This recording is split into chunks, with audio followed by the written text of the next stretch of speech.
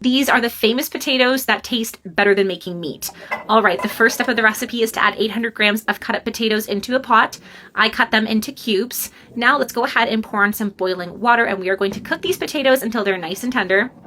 All right, after a few minutes, go ahead and turn off the heat, and we're going to drain the water. In a saucepan, we're going to add some butter. Go ahead and melt that butter well. Once the butter is melted, add in 1 grated carrot. And we want to stir this around until that carrot is sauteed. And this is the result that we're looking for. We're now going to turn the heat off and set this aside. In a bowl, add those boiled potatoes, and we are going to mash them until they form a nice, smooth puree. And this is the texture we're looking for. Now you can go ahead and add those carrots that we just prepared. We're also going to need 150 grams of grated mozzarella cheese, some parsley to taste, and go ahead and mix everything together. This potato recipe is perfect. Once you finish mixing, this is what we want it to look like. These potatoes are so perfect.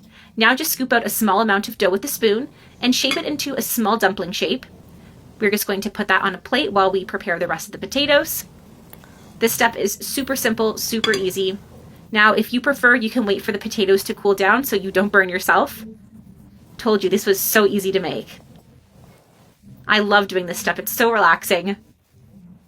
All right, when we finish preparing our potatoes, we're going to go ahead and add 2 eggs into a bowl.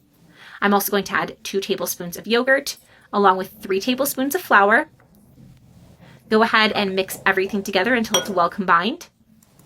And we're going to use this mixture to bread our potatoes. All right, after mixing, we're going to go ahead and dunk our potatoes into this mixture just like this. Spread it around like this, but do it nice and careful.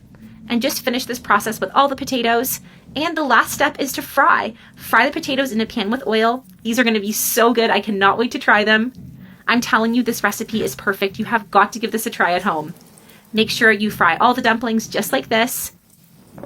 I am always making this recipe at home because everybody loves it and they always finish the whole thing. This recipe is simple and the flavors are just so perfect. Now I went ahead and added several dumplings to my pan. We want to let these fry on one side, and then when they're done frying on one side, we're going to turn them over. I'm just going to use 2 forks to help me. These have been going for a few minutes already. Oh, my mouth is watering. Look how crispy these are. You've got to try this at home. You won't regret it. All right, let's let these cook on the other side. And after just a few minutes, our recipe is ready. Let's go ahead and turn the heat off and serve these on a plate. I just put a paper towel down just to soak up any excess oil.